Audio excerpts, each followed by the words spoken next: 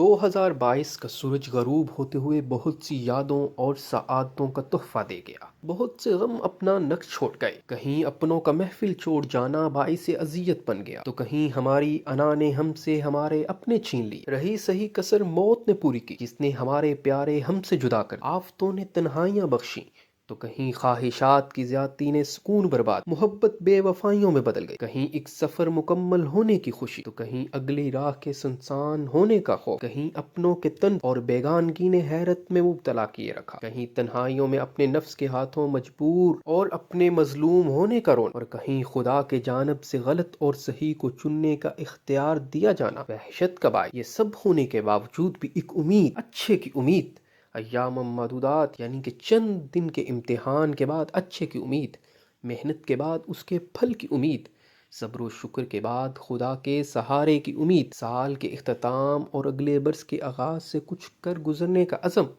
مگر بغیر کسی سہارے کے کوئی دوسرا مسیحا بننے کو نہیں آئے گا۔ یہ انائیں، یہ حسد، یہ نفرتیں اور یہ سستی کچھ نہ دے پائے گی، یہ کاہلی خواب پورے نہ کروا پائے گی، بیکار پڑے رہنے سے حالات بدل نہ پائیں گے، نہ شکری محرومیوں کا ازالہ کر نہ پائے گی۔